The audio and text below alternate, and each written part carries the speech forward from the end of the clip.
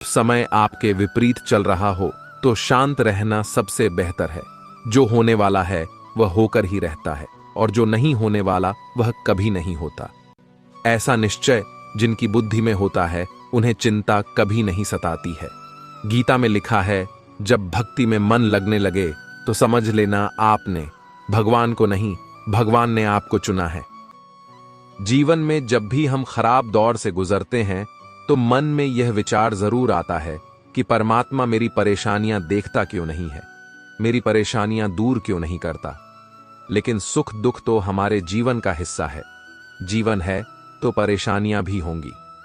एक युवक की अपनी तमाम परेशानियों के लिए भगवान से शिकायत पर आधारित यह कहानी है। नवीन अपनी परेशानियों से जूझ रहा था। उसे लगता था कि एक अकेला वही संसार का सबसे दुखी व्यक्ति है। सिर्फ उसी के जीवन में तमाम मुसीबतें हैं। उसको भगवान से इस बात की बड़ी शिकायत रहती थी कि भगवान ने संसार के सारे दुख उसके हिस्से दे दिए और फिर सब कुछ भूलकर कानों में रुई लगाकर सो गए हैं। नवीन सोते जागते भगवान से प्रार्थना करता और फिर कभी भगवान को दोष देता तो कभी खुद को कोसता रहता। भगवान न तो विनती से सुन रहे थे और न उसके उलाहने। अब नवीन बेचारा करे भी तो क्या करे। एक मुसीबत खत्म होती नहीं कि दूसरी आ जाती।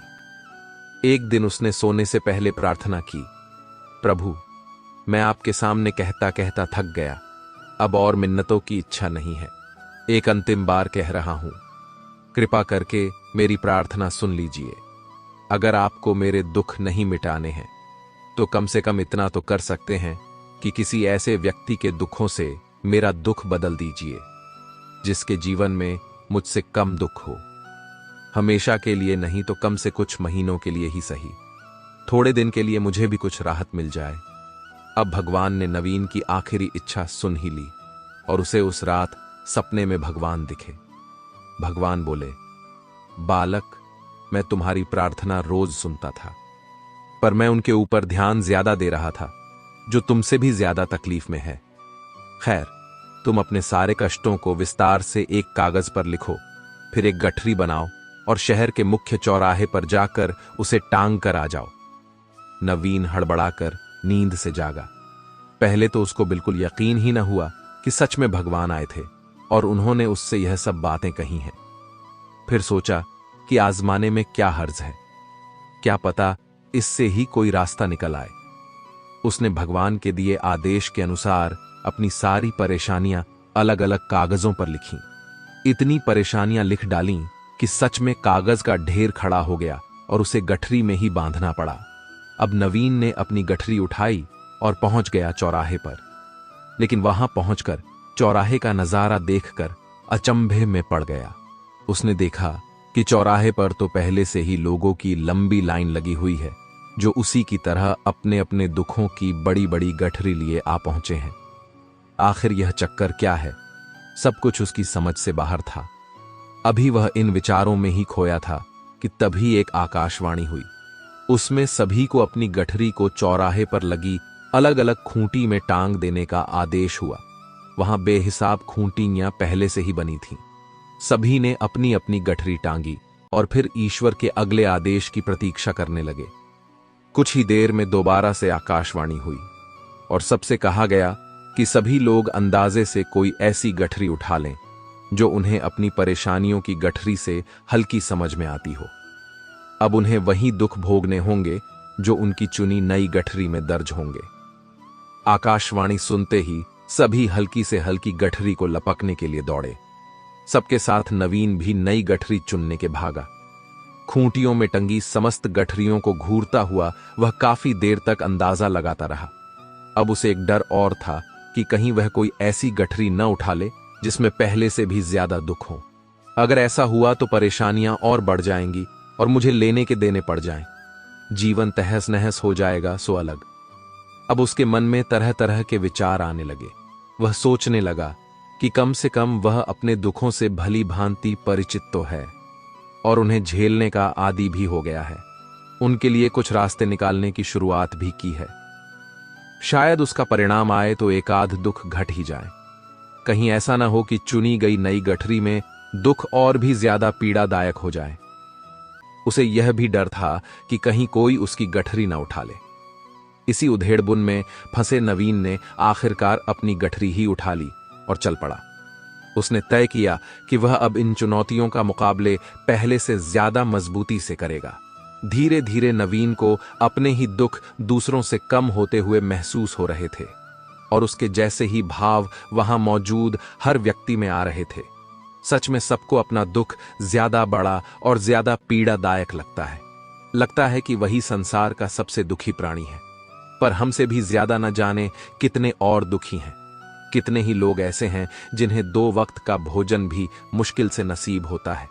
कभी किसी की शानदार कोठी के आगे से गुजरते हुए यदि यह ख्याल बार बार आए कि जब किस्मत बंट रही थी तो वह इस आदमी से पीछे क्यों रहा, अगर आगे रहता तो उसे भी ऐसा सुख और ऐश्वर्य मिल जाता। जिन लोगों के पास साहस और हौसला है वह आत्मविश्वास की नाव पर सवार होकर आसानी से जीवन की कठिनाइयों से सफलता प्राप्त कर लेते हैं। जरा ऐसे लोगों के बारे में सोचिए जो जीवन मृत्यु के बीच झूल रहे हैं। कम से कम आप किस्मत की लाइन में इनसे आगे तो थे।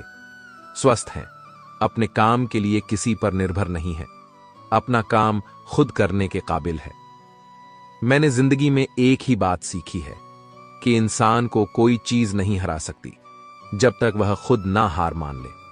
हमें अपनी गलतियों की सजा भले ही तुरंत ना मिले, परंतु समय के साथ कभी ना कभी सजा अवश्य मिलती है। सूर्योदय और सूर्यास्त हमें बताते हैं कि जीवन में कुछ भी स्थायी नहीं है, इसलिए हमेशा खुश रहे एवं जीवन की यात्रा का भरपूर आनंद ले। ये जिंदगी बहुत छोटी है। जो हमसे अच्छा व्यवहार करते हैं उन्हें धन्यवाद कहो, और जो हमसे अच्छा व्यवहार नहीं करते हैं उन्हें मुस्कुरा कर माफ कर दो।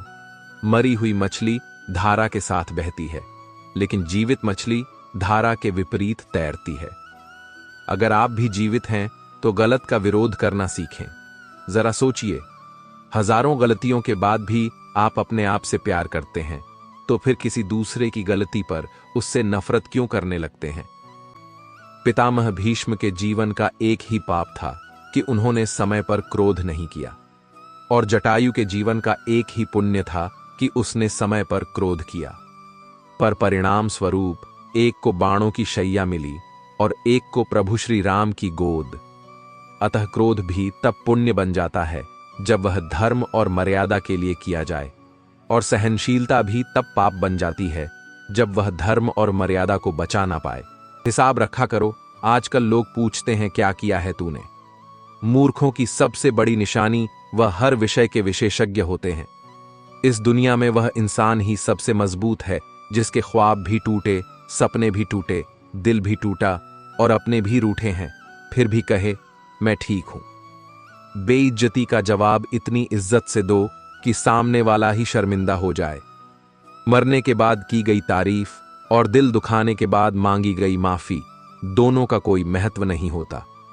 अगर ख्वाहिश है कुछ अलग करने की, तब दिलो दिमाग में बगावत लाजमी है, और यह बगावत ही आपको कुछ हटकर करने की प्रेरणा देगी।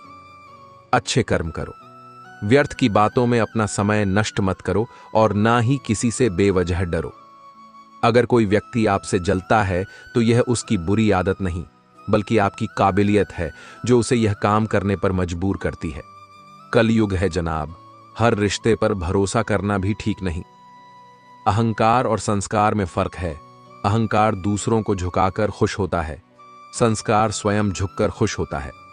सोच का ही फर्क होता है, वरना समस्याएं आपको कमजोर करने के लिए नहीं बल्कि मजबूत बनाने के लिए आती हैं।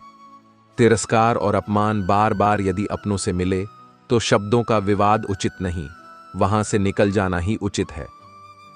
जब कोई आपसे 2 कदम पीछे हटे तो उसे उम्र भर खुश रहने की दुआ देकर 4 कदम पीछे हट जाने में ही भलाई है।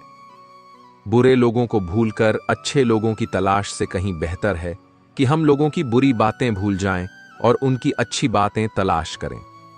रिश्तों में बढ़ती हुई नफरत का एक कारण यह भी है कि आजकल लोग गैरों को अपना बनाने में और अपनों को नजरअंदाज करने में लगे हैं। कोशिश करने से जीत मुमकिन है और ना करने से नामुमकिन।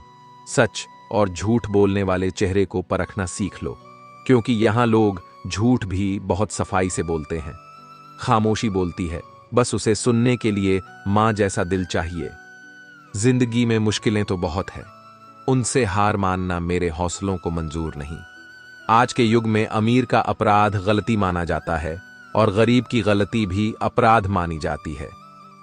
किसी इंसान के पीछे भागकर अपनी वैल्यू कभी कम मत करो, क्योंकि जो आपका है वह आपको छोड़कर कभी नहीं जाएगा। नफरत की एक बात बहुत अच्छी है कि यह मोहब्बत की तरह झूठी नहीं होती। कितनी अजीब बात है ना, लोग कुछ पल खुश रहने के लिए पूरी जिंदगी दुखी रहते हैं। जब इंसान का दिल टूटता है, न सिर्फ दिल ही नहीं टूटता, उसके साथ उसका भरोसा और लगाव भी टूट जाता है।